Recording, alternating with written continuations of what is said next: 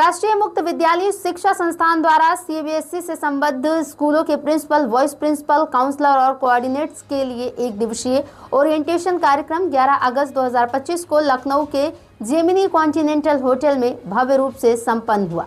इस कार्यक्रम का उद्देश्य प्रतिभागियों को NIOS की शैक्षिक संरचना, परीक्षा प्रणाली और छात्र सहायता सेवाओं के बारे में विस्तृत जानकारी प्रदान करना था। इस आयोजन को SS कोचिंग और SSJD इंटर कॉलेज द्वारा सहयोग प्रदान किया गया। कार्यक्रम के दौरान विशेषज्ञ वक्ताओं ने विभिन्न सत्रों के माध्यम से प्रतिभागियों का मार्गदर्शन किया और उनके प्रश्नों का समाधान भी किया। की तरफ से ये जो कार्यक्रम आज आयोजित हो रहा है सर, इसका मुख्य उद्देश्य क्या है और किन विषयों पर चर्चा होगी? उद्देश्य तो बहुत क्लियर है। ये नेशनल ओपन स्कूल जो एक इनिशिएटिव है, आज का नहीं, बहुत पुराना इनिशिएटिव है। ये वो मेनली उन बच्चों के लिए है जो किसी भी वजह से रेगुलर स्कूलिंग नहीं कर पाते हैं, चाहे उनका कुछ वीकर सेक्शन हो या पढ़ाई लिखाई की तरफ ना हो या उनको फैसिलिटीज़ ना हो, तो फिर वो लोग पढ़ाई लिखाई से डिप्राइव हो जाते हैं।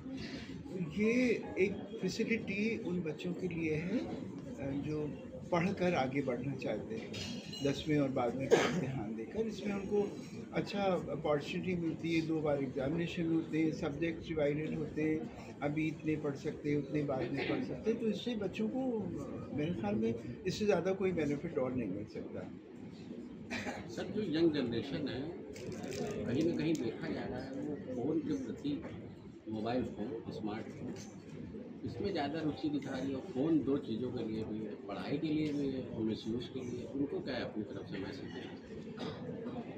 पढ़ाई के लिए भी है, मिसयूज़ के लिए भी है। एक तो जब हमारे पास कोरोना आया उसमें बहुत ज़्यादा इंक्लिनेशन, इनकरेजमेंट मिल गया बच्चों को, पेरेंट को भी मिल गया कि हाँ भाई तो देना ही पड़ेगा वरना बच्चे कैसे पढ़ेंगे।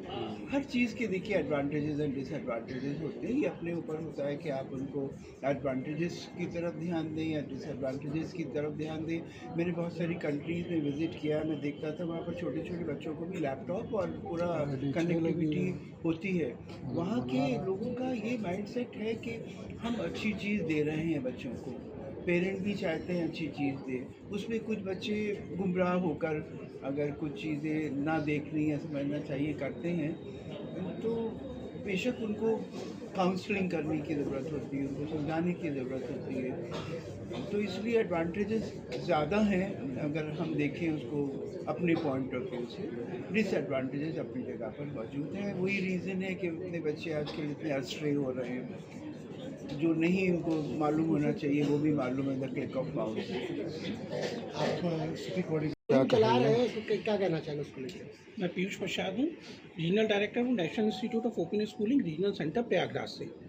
आज के बेसिकली इस फंक्शन का जो हमारा पर्पस था, उद्देश्य है, वो ये है कि प्रिंसिपल्स को, CBSE स्कूल के principles, vice principles, coordinators, teachers को हम थोड़ा सा अवगत कराएं NIOS के बारे में। 35 ईयर्स एस्टेब्लिशमेंट के बावजूद भी लोगों में अवेयरनेस की अभी बहुत कमी है।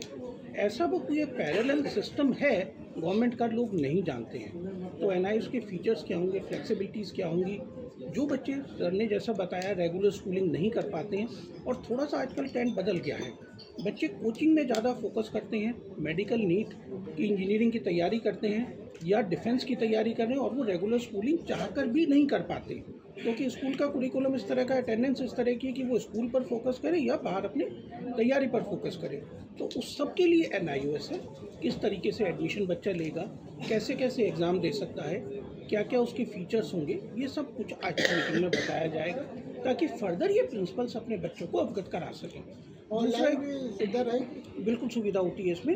आजकल तो आप मानकर चलिए, जो भी बात उठी थी कि भाई मोबाइल फ़ोन्स वाली, कोरोना के बाद से जो कॉन्सेप्ट निकल कर आया है वो ऑनलाइन का ही आया है। सारा प्रोसेस ऑनलाइन है, बच्चों को सिर्फ किताबें दी जाती हैं पढ़ाई के लिए, एग्ज़ाम उनका ऑफलाइन होगा जैसे नॉर्मल बोर्ड्स के एग्ज़ाम्स होते हैं।